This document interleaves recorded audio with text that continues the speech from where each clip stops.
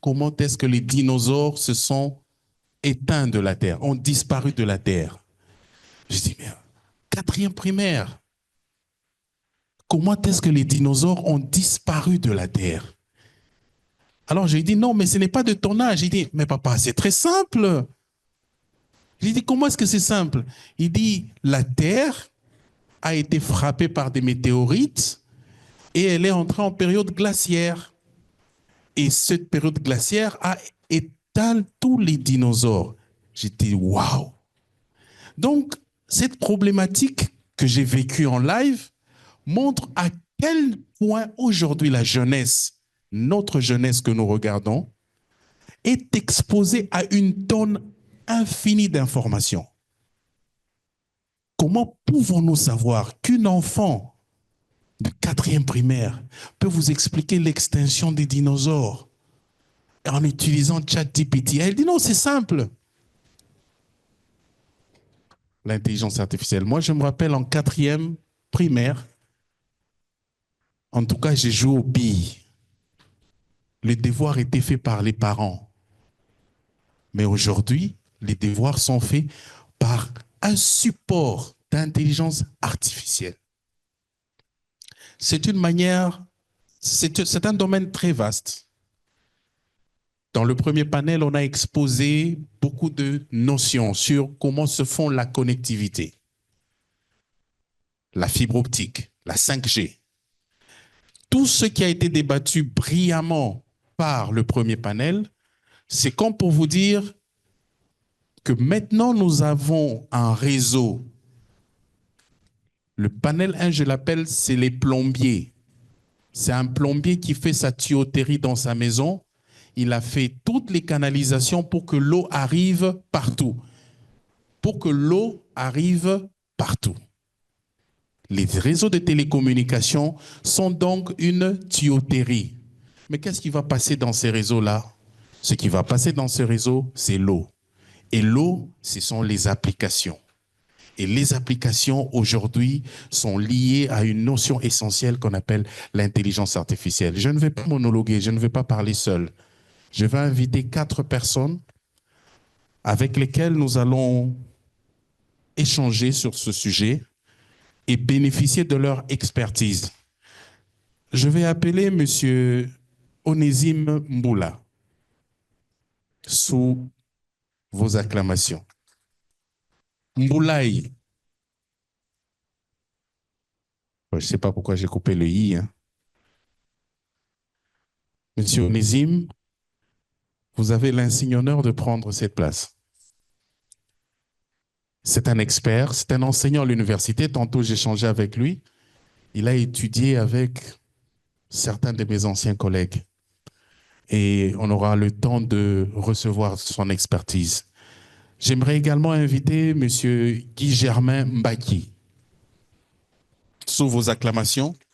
Il faut encourager, il faut acclamer, parce qu'il y a des gens qui ont du mal à marcher en montant sur le podium. Non, bien. Il est consultant et expert en cybersécurité. Et j'inviterai également M.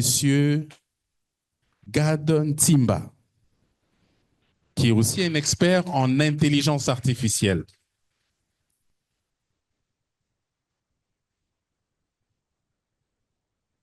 En ligne, nous avons également un intervenant qui se trouve à ce moment à Brazzaville, M. Serge Parfait Goma. De là où il est, je crois qu'il peut entendre vos acclamations parce que vous le recevez. Bon, on n'est pas que des hommes. Il y avait une dame, hein, mais la dame est en mission en Tunisie, donc elle ne fera pas partie de ce panel. Elle s'appelle Madame Olga Kavira, une dame très bien que j'aime beaucoup et très engagée dans tout ce qui est numérique. Qu'on l'acclame quand même parce qu'elle avait de la volonté pour être avec nous. Je vous décrivais tantôt l'IA par le devoir de ma fille qui utilise ChatGPT. Mais l'IA, c'est un domaine très complexe. il n'y a pas que ce devoir en ChatGPT, parce que quand vous demandez à un étudiant aujourd'hui, ChatGPT c'est quoi? Ou l'intelligence artificielle c'est quoi? Ils disent c'est ChatGPT. Mais l'intelligence artificielle, c'est un grand nombre d'applications. Et les experts qui sont ici, avec eux, nous allons échanger sur les connaissances de l'intelligence artificielle. Je vais juste poser une question à M. Gantimba. Quelles sont aujourd'hui les différentes applications en RDC que l'on peut trouver sur l'intelligence artificielle? Bonjour.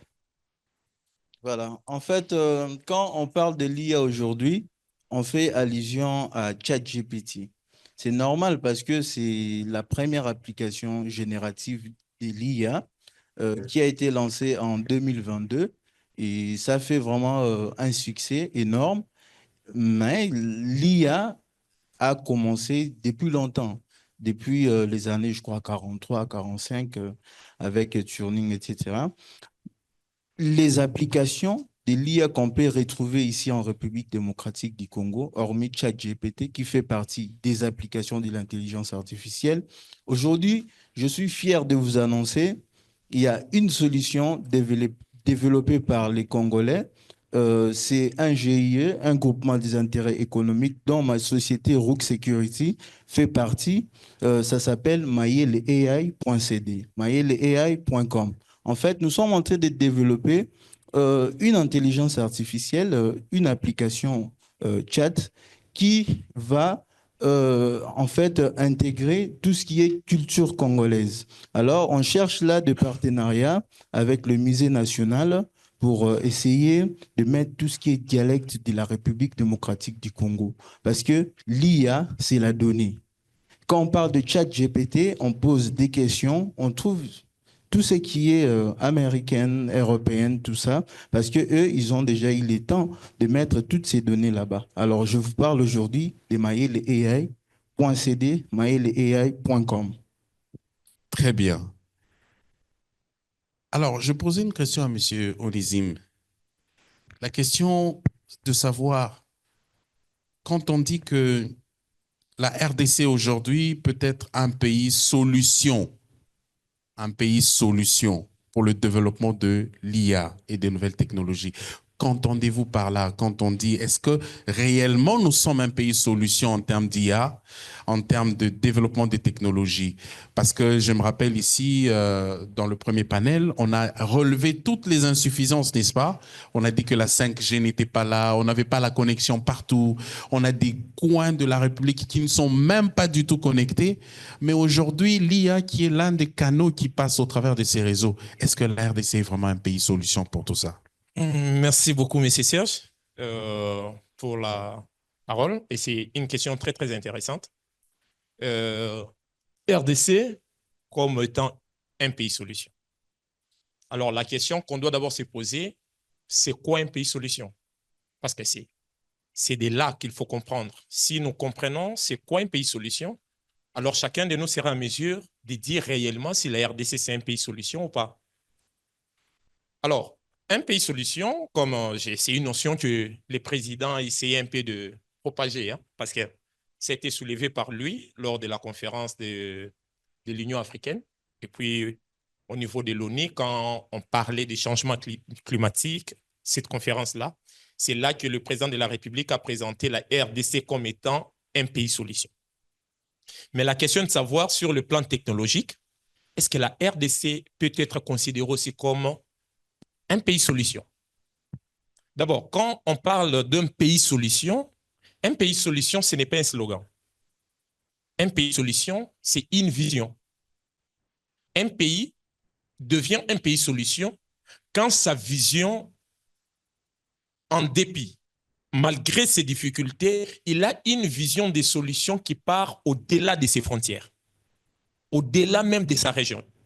C'est-à-dire que la RDC sera un pays solution à l'ère de l'intelligence artificielle et des nouvelles technologies, si et seulement si la RDC peut élaborer, peut mettre en place une vision, d'abord, pour résoudre le problème technologique qui nous dérange, et au-delà de nous pour résoudre les problèmes technologiques qui dérangent la région. Et pourquoi pas aller partout dans les... Mais la question est de savoir, est-ce que la haine est un pays solo? Ma réponse sera oui. Alors pourquoi? Très bien. On parlera du pourquoi parce que Merci. on a besoin également d'avoir une vision sur un élément que l'on oublie souvent. L'intelligence artificielle, en amenant tout ce qu'il y a comme outil autour, il y a aussi un danger de protection. Protection des données, protection des informations. Regardons ce qui se passe aujourd'hui dans les télécoms. Qui n'a jamais reçu un SMS de... Attends, c'est quoi? Sirène. Hein? Maman sirène et tout ça. Bon, moi, je ne sais pas cette maman sirène-là. Voilà. Pourquoi ça? Il y a une tentative de voler l'argent et donc la personne monte. Moi, on m'a déjà envoyé, ma mère m'a déjà envoyé. Hein? Non, bah, ah, et pas maman sirène. Mais maman. Donc, les télécommunications et les technologies qui arrivent amènent leur lot des problèmes. Je suis au Parlement, l'escroquerie des députés est énorme. Non, honorable Kalonji, je suis dans tel... Je t'envoie 100 $, mais va dans une maison et envoie-moi le numéro, le compte. Tout le monde a déjà vu ça. Si cela se fait déjà dans les télécommunications, vous ne pouvez pas imaginer ce qui se passe dans les banques. Aujourd'hui, il y a des applications qui gèrent des banques, les transferts bancaires. Aujourd'hui, on parle de la monnaie électronique. Aujourd'hui, on parle du Bitcoin. Un pays a comme responsabilité de créer la monnaie. Mais aujourd'hui, on a de l'argent qui est créé par des individus. Le Bitcoin, par exemple.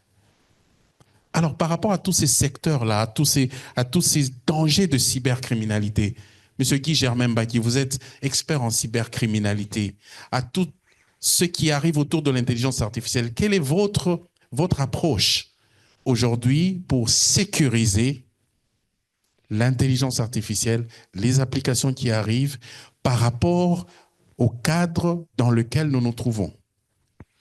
Eh bien, merci pour la parole. Je vais emprunter ce qui est régulièrement dit autour du numérique. Ça s'appelle Security by Design, pour ceux qui savent. On ne peut pas discuter ou engager une transition numérique sans aborder les questions liées aux enjeux de cybersécurité et aux risques liés à la cybercriminalité. Et je pense que ça va de soi avec l'intelligence artificielle. Pour le numérique, j'en suis arrivé à dire pas de numérique sans cybersécurité. Eh bien, c'est la même chose pour l'IA. On ne peut pas s'hasarder aujourd'hui à embrasser l'IA sans intégrer les aspects liés à la cybersécurité. Et cela inclut d'intégrer la cybersécurité ou dès la conception des produits ou des éléments qui sortiront de l'intelligence artificielle. Et donc, dans ce sens, cela inclut déjà même tous les supports technologiques en termes de logiciels ou de matériels d'équipement qui vont supporter l'intelligence artificielle doivent être sujets à toute cette rigueur liée à la cybersécurité et même l'utilisation en fait. Donc les end-users, les personnes lambda qui vont utiliser ces technologies-là doivent être sensibilisés à ces risques qui vont venir avec l'intelligence artificielle. Vous savez que la technologie ne vient pas qu'avec de bonnes choses. Internet existe depuis 30 ans, ça nous a apporté tout ce qu'on a, la communication en temps réel et tout ça, mais Internet nous a apporté aussi la cybercriminalité. Aujourd'hui, on n'a aucune application qui n'est utilisée qu'en local. Toutes les applications ont tendance à aller vers Internet. Et donc, qui dit Internet dit la transfrontalité, l'abolition des frontières. La personne qui vous en veut, qui va utiliser l'IA pour vous commettre un forfait, peut se trouver au Cameroun et tout ça va apporter beaucoup de difficultés. Et donc, pour finir mon propos, je recommanderais d'intégrer la cybersécurité dès la conception de tout produit qui sortira de l'IA. Merci. Très bien. Cybersécurité, cybercriminalité. Quand vous parlez de cybercriminalité, il y a un exemple qui me revient. Il y a une semaine, j'ai vu sur Internet des Congolaises au Cameroun. Elles ont été appelées pour un travail au Cameroun. Et elles sont arrivées là-bas, on les a enlevées, séquestrées, violées, et on demande de l'argent à leur famille. Tout cela, pourquoi? Parce que c'est des risques qui existent sur les plateformes, sur l'Internet. Beaucoup de choses peuvent arriver et c'est très important de soulever ce point-là. La sécurité sur Internet commence non pas par la mise en place des systèmes de sécurité, mais cela commence par soi-même, par des pratiques utiles que l'on fait. Et cela va de pair aussi avec l'intelligence artificielle. Je crois que si vous avez aujourd'hui demandé comment tuer le modérateur, ceux qui ont ChatGPT ici peuvent poser la question, comment puis-je tuer le modérateur? Demandez, demandez, il ne va pas vous répondre. Pourquoi il ne va pas vous répondre? Il va vous dire que c'est contre sa politique. Donc, même ChatGPT que vous utilisez, il sait qu'il y a des choses impossibles à donner. J'ai essayé la semaine passée, comment tuer le président de la République. Là, il ne vous répond pas. Et donc, l'intelligence artificielle aujourd'hui a beaucoup de dangers comme soulevé et également beaucoup de risques. Mais j'aimerais demander à M. Onésime, lui qui est en face des étudiants de façon permanente, qu'est-ce qui manque à la RDC pour que cette jeunesse que nous voyons soit prise en charge en termes de maîtrise de l'intelligence artificielle? Merci beaucoup. Ça, c'est une très, très bonne question parce que c'est vraiment quelque chose qui me dérange à chaque fois. Et aujourd'hui, avoir cette question, ça me permet quand même de dire quelque chose là-dessus. Il y a quelques problèmes qui dérangent vraiment pour que l'intelligence artificielle soit effective en RDC. Premièrement, il y a une politique de l'enseignement adaptée au Congo. Deuxièmement, c'est que les applications d'intelligence artificielle sont très différentes des applications que nous utilisons dans nos ordinateurs. C'est différent d'Excel.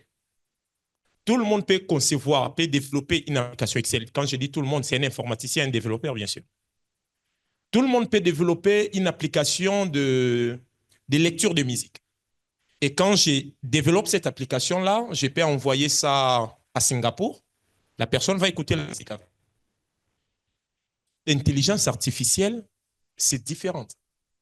C'est une application fondée sur les données. Alors, le développement de l'intelligence artificielle en République démocratique du Congo fait appel à ce que nous appelons la data. Or, en République démocratique du Congo, il n'y a aucune politique sur la gestion des données. Je ne parle pas sur la sécurité des données, des applications, mais je parle sur la gestion des données. Pour créer une application d'intelligence artificielle, que ce soit en incubateur ou bien à l'université, les étudiants, les développeurs, ils ont besoin d'une source de données parce qu'une application d'intelligence artificielle, c'est un modèle mathématique basé sur l'expérience du passé. Or, si j'aimerais que les étudiants puissent développer cette application-là, les étudiants doivent avoir l'accès aux données. Les données, là, ça peut être les données des télécoms, les données des entreprises publiques, les données médicaux, les données. Un étudiant qui se présente chez ces cinquantenaires, que non, j'ai besoin, par exemple, des clichés, des scanners pour créer une application. Moi, j'étais là-bas.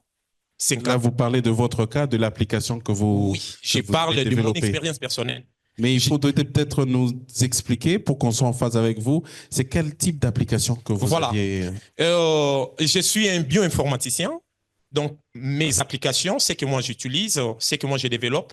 J'applique l'intelligence artificielle dans la résolution des problèmes biologiques. Et je travaille particulièrement dans les domaines des cancers. Je manipule les ADN et les images des radios IRM ainsi de suite. Et généralement, quand nous travaillons, actuellement là, je travaille avec l'Université de Padova. Nous travaillons sur la prédiction des cancers des poumons. Nous utilisons les données de l'Europe. Si je dois amener cette expérience-là en République démocratique du Congo, j'aurais besoin des données. Je vous dis que j'étais au niveau d'un centre, ici, j'ai une Télénon. Je pars pour demander les clichés. En tant que chercheur, j'avais la lettre de recherche du département. On m'a dit, non, par cliché, tu dois payer $50. Donc, le premier obstacle, selon vous, c'est ce soutien-là d'obtenir les données, la data et de pouvoir les utiliser aux fins de résoudre. Parce que toute application qui sortira de la donnée va résoudre le vrai problème de la société. Donc ça, c'est vraiment… Mais de la part de l'État, en termes de… Je ne parle pas des incubateurs, je ne parle pas des privés, mais est-ce qu'au niveau de l'État aujourd'hui, vous pouvez peut-être avoir une idée qu'est-ce que l'État peut faire? J'aurais également le même point de vue demandé à… Ça, c'est une très, très bonne question. Par rapport à ça, j'ai toujours suggéré que l'État doit mettre en place une politique d'ouverture des données. C'est-à-dire quoi? Les entreprises doivent essayer d'enlever anonymiser les données, c'est-à-dire rendre ça, pas si c'est une donnée qui vous concerne, quand j'accède à ces données-là, je ne dois pas vous retrouver. Anonymiser les données, mais exiger aux entreprises de mettre à la disposition des chercheurs congolais leurs données afin de faciliter la recherche. Et ça, je l'ai toujours dit, s'il s'agit de les proposer comme une loi au niveau du Parlement, l'État doit le faire. Sinon, s'il ne le fait pas, la RDC, on ne va pas parler de l'intelligence artificielle, mais on sera les simples utilisateurs des applications de l'intelligence artificielle parce qu'il n'y a pas d'application sans la data. OK. M. Guy Germain. Et donc, au niveau de l'État, très récemment, en 2022, nous avions une stratégie nationale de cybersécurité qui expire d'ailleurs en 2025. Et donc, je pense qu'une stratégie nationale sur l'intelligence artificielle aussi est attendue pour essayer de réguler les secteurs. Comme l'a dit M. Nézim, l'État est là pour émettre sa vision stratégique. L'opérationnalisation est l'affaire des entreprises privées et des initiatives universitaires ou sectaires ou même individuelles des individus qui vont suivre la feuille de route de l'État pour essayer de mettre en place tout ce que l'État a émis et comment l'État encadre bien sûr les secteurs. Concernant les initiatives, à l'UPC, par exemple, là où j'enseigne, il y a un centre de recherche qu'on appelle CRIAGE aujourd'hui, abrégé CRIAGE, autour de l'intelligence artificielle qui existe. Il faut peut-être aller visiter s'il y a des étudiants dans la salle pour voir comment approcher ce centre et comment exploiter les ressources qui sont mises à disposition pour des tiers. Merci. Vous savez, l'intelligence artificielle aujourd'hui, il est prouvé, surtout pour les universités, il est prouvé que 60% des travaux de fin d'études d'une certaine université, 60% des travaux de fin d'études sont issus de l'intelligence artificielle générative. Donc, tu lances le sujet, allez, tu te donnes tout le plan, il te structure tout. Baïbania. Surtout université Mokoana, na Otanga université Wanate. Mais en fait, ça pose le problème.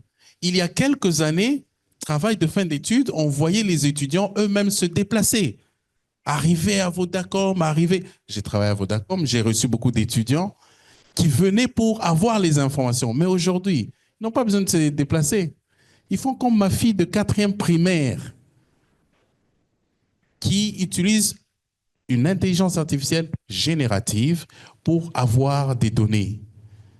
Et donc, c'est ça le danger et le risque.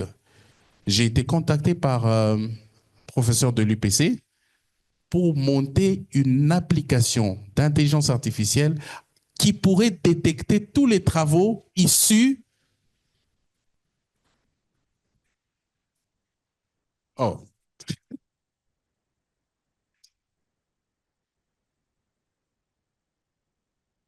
il peut détecter tous les travaux issus de l'intelligence artificielle. Et c'est très facile. L'algorithme est très facile. il suffit juste de l'appliquer et en fait, c'est ça un peu le truc. L'étudiant demande à ChatGPT de lui faire le travail. Le professeur demande à ChatGPT de lui détecter qui a fait le travail. Alors, les deux utilisent l'intelligence artificielle et aujourd'hui, l'intelligence artificielle tend à contrôler nos vies. Mais au-delà de l'intelligence artificielle, c'est vrai qu'il y a beaucoup de choses à dire sur l'intelligence artificielle. J'aimerais demander à Monsieur Gad, c'est ce qu'il a rencontré comme difficulté dans la mise en place de votre solution Mayele AI et qu'il nous partage un peu son expérience. Et cette expérience peut aider tous ceux qui sont dans le même cas ici à pouvoir rencontrer des solutions par rapport aux problèmes qu'ils rencontrent. Merci. En fait, avant de parler de la solution, le problème qu'on a rencontré avec la solution Maël et AI, j'aimerais parler de la RDC comme pays solution Très bien. de l'IA. Parce qu'aujourd'hui, quand on parle de l'IA, on voit les États-Unis, tout ça. Mais alors que derrière ces intelligences artificielles, il y a des bécanes qui tournent derrière, il y a des serveurs, il y a des data centers. Alors, ces data centers-là, aujourd'hui dans le monde, c'est au nombre de 11 800 comme ça, dont les États-Unis détiennent environ 5 800. Donc, c'est déjà plus de 50% et 20% pour l'Europe et puis les autres. Voilà. En fait, l'IA tourne grâce à des richesses minérales naturelles. Par exemple, ici en RDC, la RDC, c'est 60% de la production mondiale de coltan. On a de l'or, on a le tintane, on a le cuivre qui sont le meilleur conducteur de l'électricité pour tout ce qui est processeur parce que aujourd'hui, ça tourne grâce à des cartes graphiques, à des processeurs comme NVIDIA et puis les autres. Donc, la RDC déjà fournit dans la chaîne de valeur de l'intelligence artificielle, on trouve la RDC, c'est le début. Donc, c'est la RDC qui fournit tout ce qui est matière première pour développer toutes ces technologies-là. Vous voyez? Donc, pour l'État, je vais juste ajouter que l'État doit promouvoir des initiatives comme la nôtre, Maïl et AI, qui est un GIE, un groupement des experts. Hein. Nous nous sommes rassemblés pour essayer de trouver plus de 10 experts ou... plus de 10 et l'objectif, c'est de devenir 100, une centaine. Donc, on crée un réseau comme ça, des experts. On a des experts qui maîtrisent AWS, il y a des experts qui maîtrisent tout ce qui est cloud et autres, cybersécurité. Nous sommes mis ensemble pour développer des solutions, en fait, qui cadrent au contexte congolais. Vous voyez? Alors, les défis qu'on a, le problème qu'on a au niveau de tout ce qui est développement, c'est que la protection des données. Nos données seront enregistrées quelque part. Je parlais des data centers. Donc, quand on crée une autre solution Maël et AI, nos données sont conservées quelque part.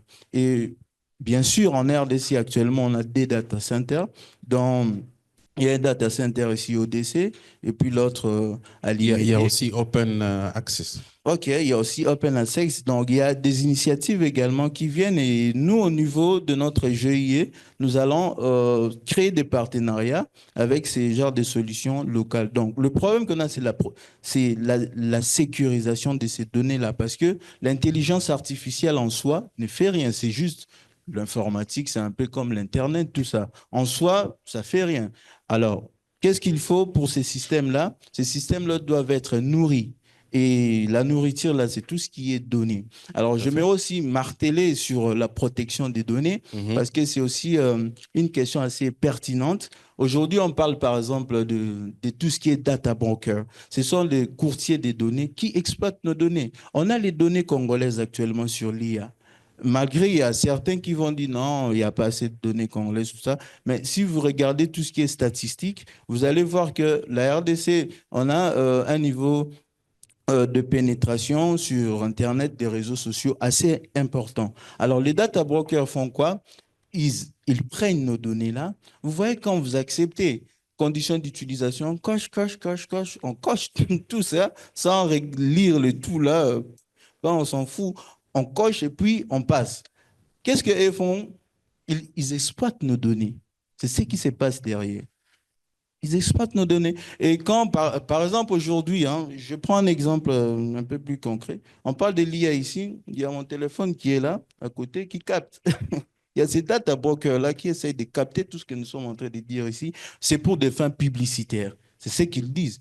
Mais bon, à la longue, bon, pour la sécurité, on ne peut pas écouter ce que vous utilisez. Voilà. Voilà. Et donc, c'est important de comprendre ce phénomène-là. Aujourd'hui, les hommes les plus riches du monde, ce ne sont pas les vendeurs de cacahuètes. C'était valable à l'époque, hein.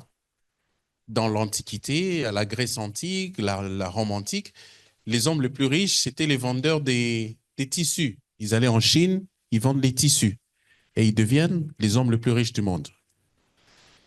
Après, il y a eu les narcotrafiquants aussi, hein.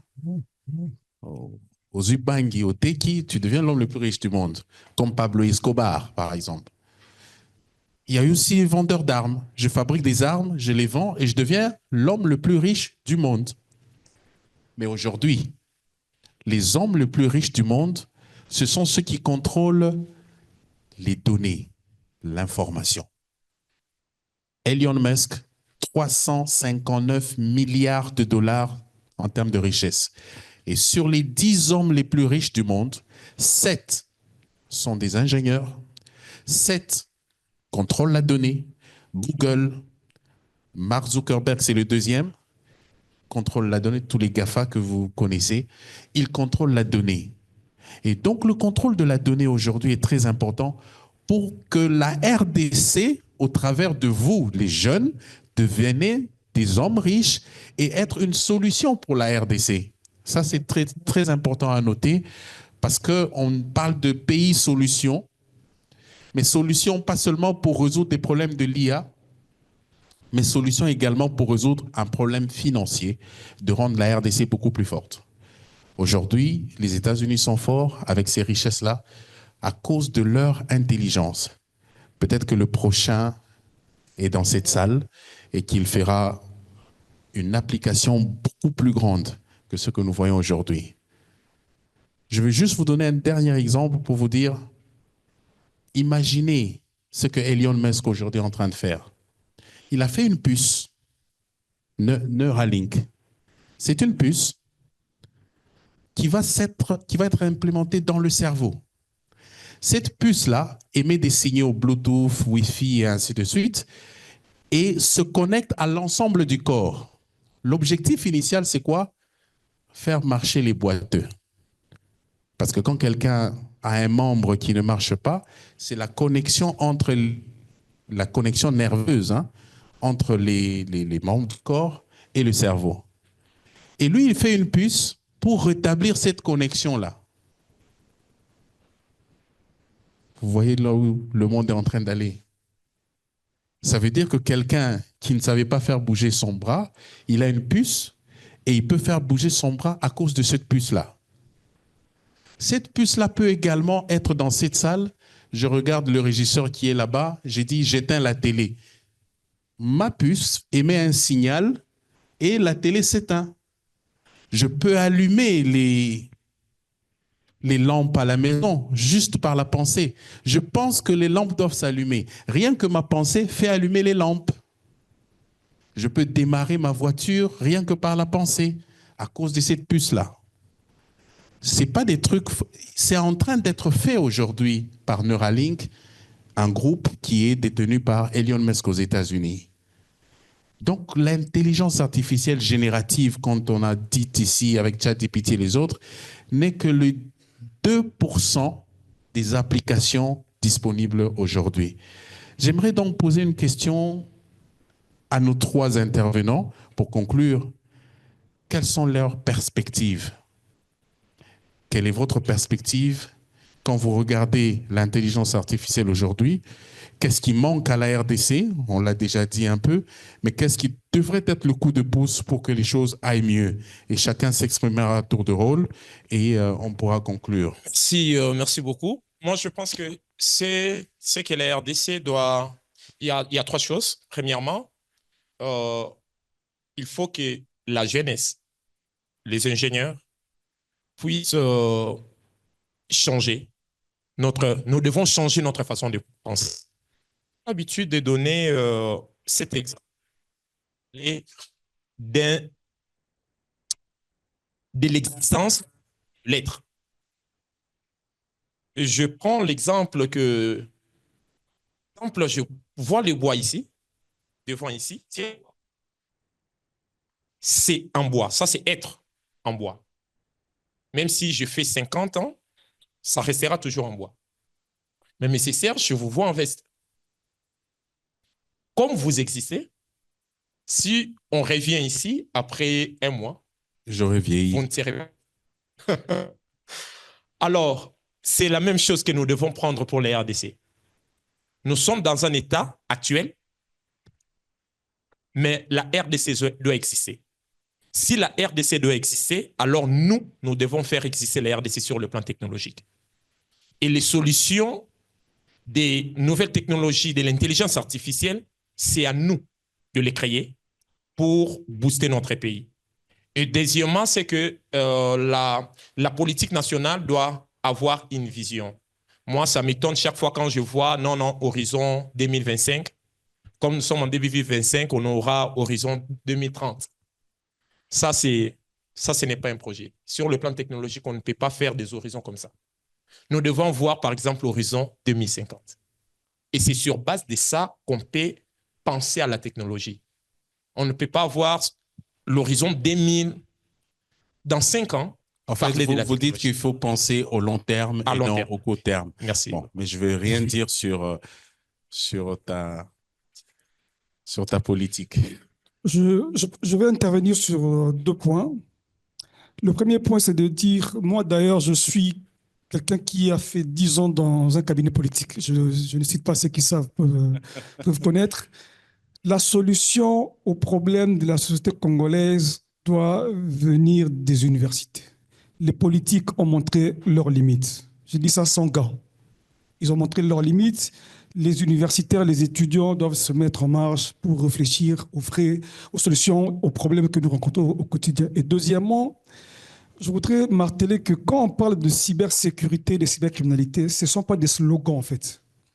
Les entreprises peuvent fermer leurs portes, déposer leurs clés à cause des failles de sécurité qu'on va trouver dans les logiciels ou des applicatifs autour de l'intelligence artificielle. Et donc, il faut prendre ça très au sérieux. Pour tout projet autour de l'IA qui sera créé, merci d'intégrer la cybersécurité dès la conception de ce projet-là. Il m'arrive pour finir être en audit dans certaines entreprises de la place. On va trouver une application qui résout exactement les problèmes pour lesquels elle a été développée. La paye, la gestion des employés, tout ça. Mais on trouve une petite faille, moi je l'appelle petite, peut-être parce que j'ai l'habitude de trouver des failles, mais on trouve une faille qui peut mettre en arrêt l'application en 2-3 clics. Ou on peut modifier le salaire de moi qui suis fonctionnaire, qui touche 1 million de francs en 10 millions ou 100 millions et puis partir. Le lendemain de la paye, je touche ce montant-là. Il ne faut pas que ça arrive avec l'IA, ça sera très dangereux. Donc, intégrer la sécurité, la cybersécurité dès la conception des projets autour de l'IA. Merci. Très bien.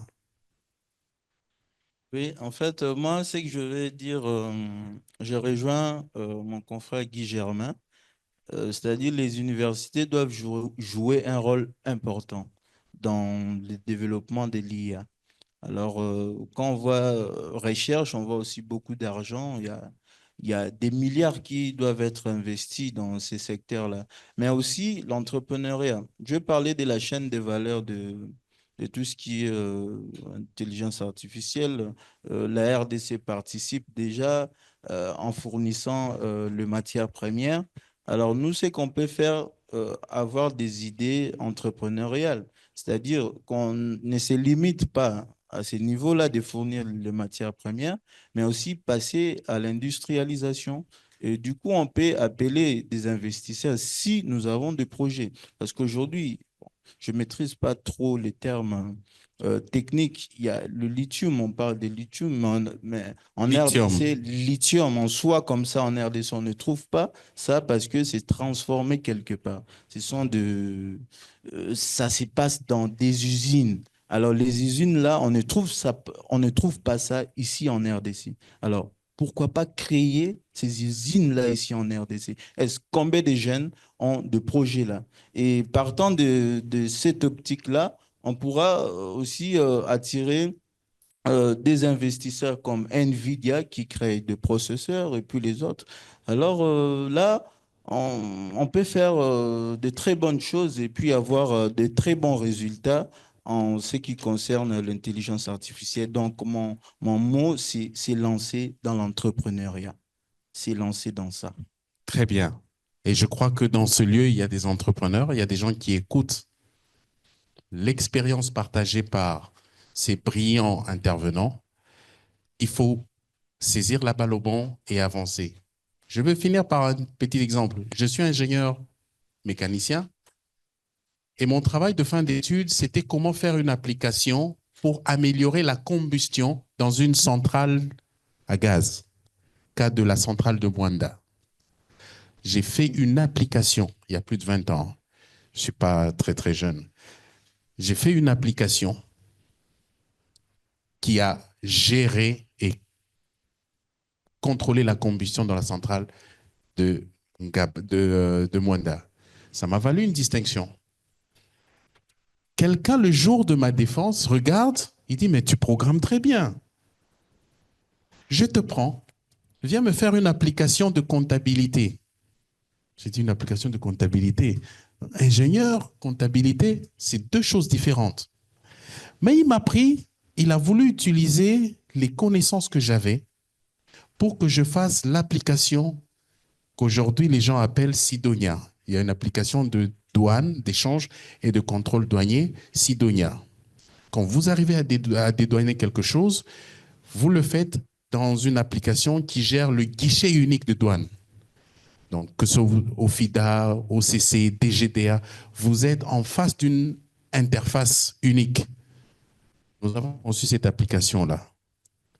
Mais c'est parti d'où? C'est parti d'un travail de fin d'études pour gérer la combustion d'une centrale thermique à gaz. Laissez donc votre potentiel s'exprimer.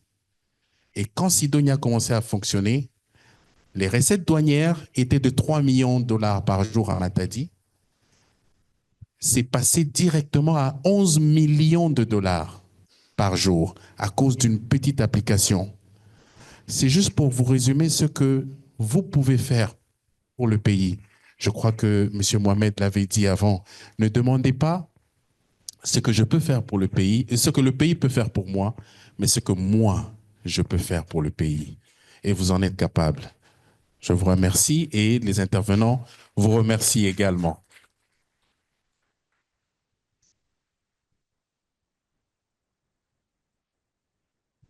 Oui, bon, on me dit qu'on peut prendre 4 questions. 4, hein? 3 ou 4 questions par rapport à ce sujet d'intelligence artificielle.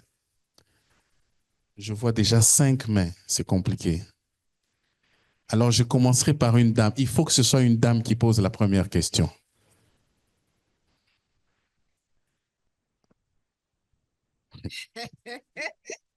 J'ai failli dire, elle n'est pas très, très jeune, hein, mais une autre dame. Alors, voilà, il y a une dame qui est là. C'est la première et je vais ouvrir alors. Ah, il y a une deuxième dame. Les deux dames d'abord.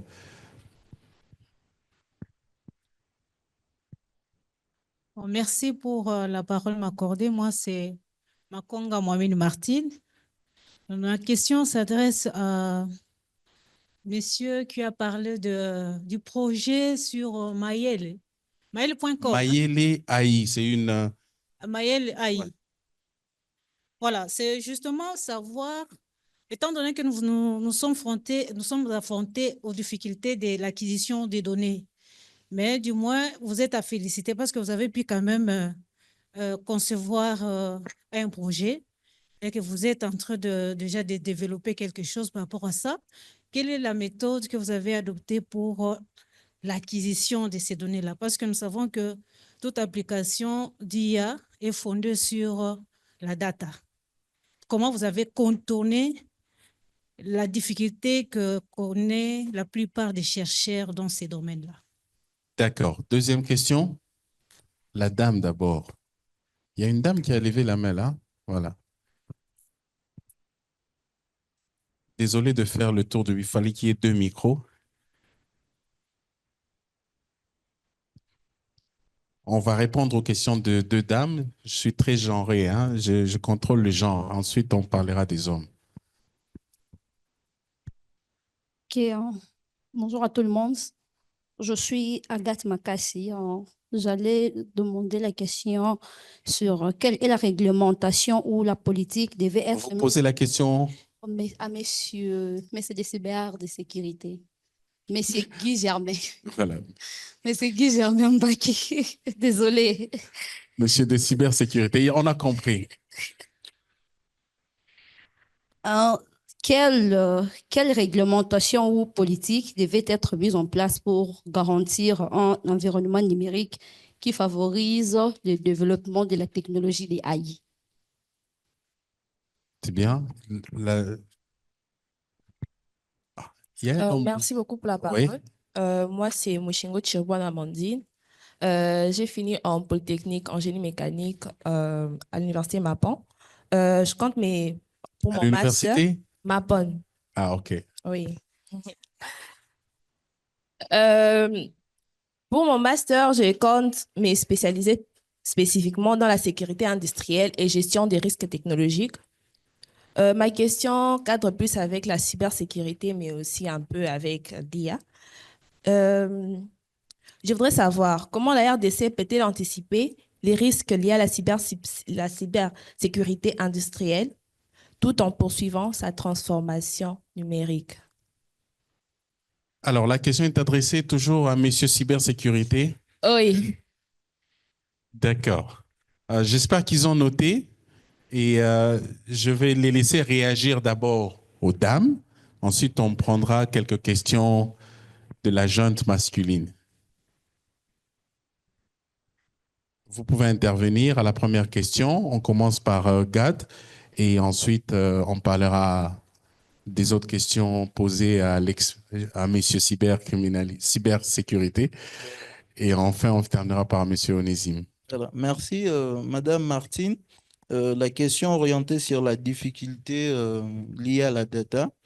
Oui, ce n'est pas facile de parler de tout ce qui est collecte d'impôts dans un pays où le taux d'informatisation est assez faible et aussi l'utilisation de tout ce qui est numérique, c'est un peu compliqué. Nous sommes dans une phase où nous travaillons. C'est même la raison du GIE. Nous avons rassemblé nos forces pour essayer de proposer des Donc, solutions. si je comprends IA. bien, le GIE, c'est-à-dire c'est plusieurs entreprises Un groupement qui fait un groupement pour économique. se mettre ensemble. Donc, pour Voilà. aller dans le sens de la question, d'abord, comment il a procédé? C'est en réunissant plusieurs expertises, plusieurs groupes, des gens qui font des applications, et ils ont fait un seul groupe. Voilà. Et voilà. En fait, voilà, la difficulté qu'on a, c'est ces données-là. Comment en avoir? Alors, ce qu'on fait pour l'instant, on essaye de collecter les données au niveau de la toile, donc sur les réseaux sociaux. On utilise également des outils qui sont spécialisés pour collecter tout ce qui est donné, mais aussi nous projetons un partenariat avec le Musée national. J'avais dit ça au début de mon intervention. On essaye vraiment de créer un partenariat solide avec le musée parce que le musée a le donné. Le musée a les données. Alors, ce qu'on peut faire avec le musée, c'est en fait numériser, si ce n'est pas encore fait, collecter toutes ces données-là et aussi travailler avec des spécialistes de langue parce qu'on essaye d'intégrer toutes les quatre langues nationales dans notre intelligence artificielle. C'est-à-dire, vous pouvez écrire en Tchoulouba, ou parler en Tsholuba, en Kikongo, et puis l'intelligence artificielle, quand elle sera suffisamment entraînée avec les informations que nous allons introduire dedans. Et là, maintenant, nous aurons vraiment des résultats assez Mais complets. une question supplémentaire. Où sont Oui. hébergées vos données? Voilà, j'avais parlé de la difficulté qu'on a au niveau de stockage des données. Pour l'instant, nos données sont stockées ailleurs. Mais on va Ailleurs, aussi en dehors du pays. en dehors du pays avec des hébergeurs comme Amazon. Actuellement, on utilise toutes les solutions AWS. C'est ça qu'on utilise pour l'instant. Mais on essaie aussi de voir avec les data centers qui sont ici en RDC, des opérateurs, le 2, je crois, ODC et puis l'autre là. Pourquoi pas avoir, Open Act. voilà, Open Access, pourquoi pas avoir nos serveurs chez eux.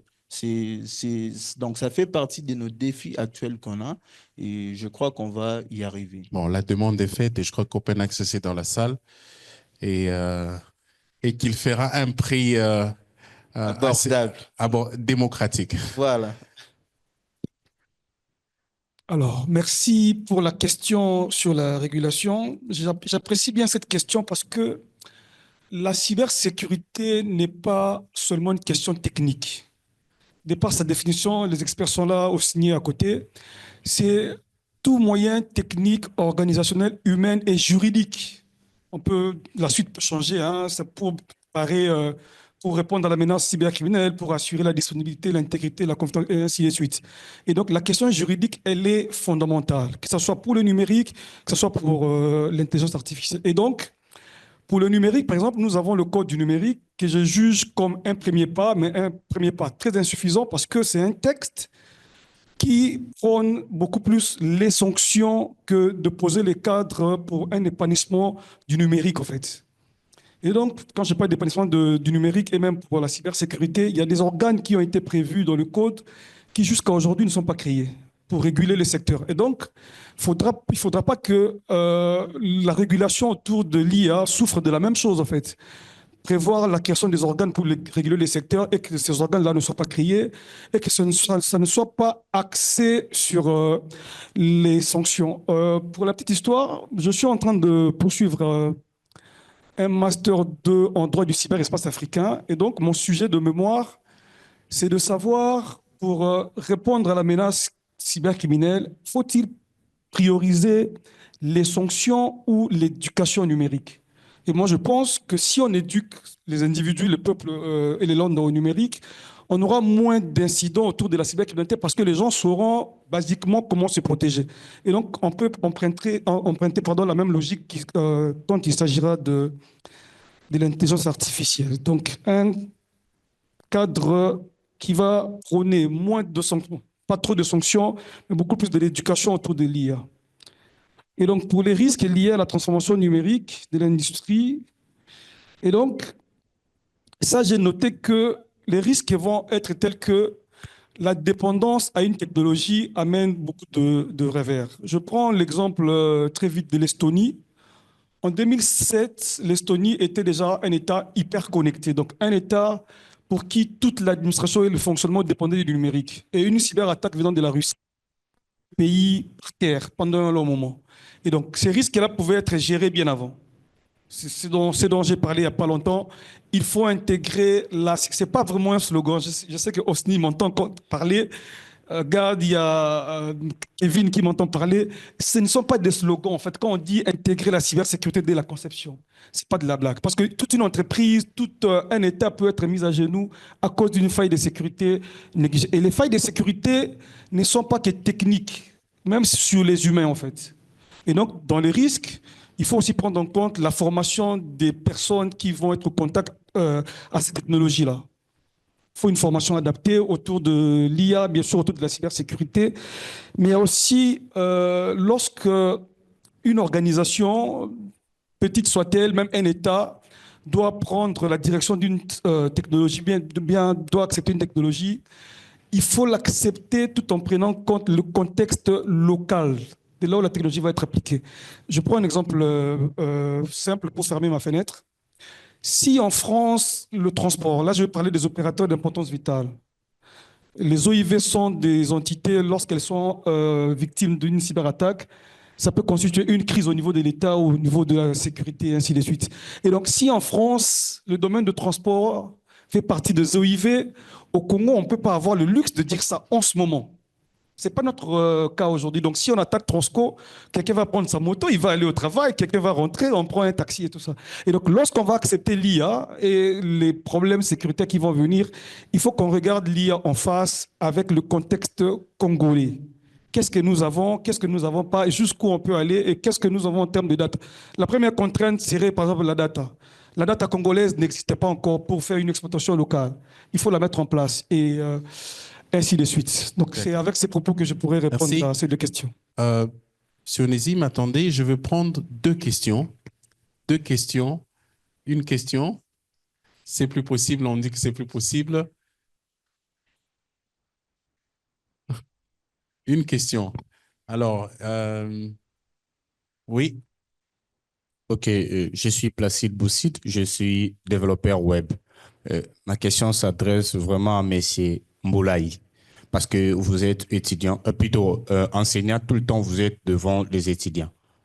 Le plus grand problème que nous rencontrons toujours dans nos universités est que vous, les enseignants, parfois il arrive que vous ne faites plus de recherches pour être devant les étudiants. Je prends par exemple le cas d'un enseignant d'une université là où moi j'étais. Lorsqu'il vient enseigner, lui ne préparait pas ses matières. Il utilisait l'IA. Et ce qu'il enseignait là, moi j'en avais déjà en avance. Et non, j'étais le nom d'université là où j'ai fini. Et il arrivait que l'enseignant ne puisse pas achever bien son cours parce que moi, j'étais en avance. Et qu'est-ce que moi, je faisais? J'ai intoxiqué mes amis, que nous puissions suivre pas ce que l'enseignant puisse dire. Le défi majeur aussi... Question? Oui, la question est qu'aujourd'hui, nous sommes des consommateurs de l'IA et nous-mêmes, les Congolais, les enseignants eux-mêmes qui nous enseignent, ils sont incapables de nous produire l'IA. Alors, nous pouvons faire confiance à qui? Aux IA des étrangers ou bien des IA qui vont être... Monsieur Onésime. Merci. Je vois déjà la qualité de l'étudiant que vous étiez. Par rapport à ça, oui, les modèles génératifs, les IA génératifs aujourd'hui, ne doivent pas être exclus de l'éducation. Ne doivent pas être exclus de l'éducation, malheureusement. Et quand je dis que nous devons revoir les choses, même au niveau de l'éducation déjà même primaire, M. Serge l'a dit, que son enfant fait les devoirs avec du 4e primaire avec l'IA, on doit adopter en fait l'approche de l'évaluation à l'ère de l'IA. Si nous devons continuer à enseigner, c'est ce que moi j'ai fait en tant qu'enseignant, et certains de mes étudiants sont dans la salle, et on doit enseigner avec l'intelligence artificielle. Alors, à l'ère de l'intelligence artificielle, il faut que la méthode d'évaluation puisse changer également. On ne peut pas continuer à évaluer les étudiants de la même manière comme si avant l'intelligence artificielle. Alors, la question est de savoir comment faire confiance à nous, alors que nous aussi, nous sommes les consommateurs. C'est ça même les problèmes. Je suis à la fois consommateur et créateur de l'IA. Mais regardez, je suis ici devant, nous sommes très nombreux. Tout ce que je peux créer, ça ne va pas impacter. Mais si nous nous mettons ensemble, nous tous, alors nous pouvons faire quelque chose qui va réellement impacter notre éducation et notre développement. Alors, mettons-nous ensemble pour impacter la nation tout entière. Merci. Merci Serge, merci à l'ensemble de panélistes. On peut bien fort les acclamer, mesdames et messieurs. Je vous prie de vous lever pour une photo de famille. Très chers panélistes du panel 2 sur la thématique, la place de la RDC comme pays solution pour le développement de l'intelligence artificielle et des nouvelles technologies. Merci encore une fois Guy, merci Gad, merci Onésime et merci très particulièrement à Serge pour cette belle modération. Je vais vous prier pour la dernière fois de les acclamer, mesdames et messieurs, s'il vous plaît.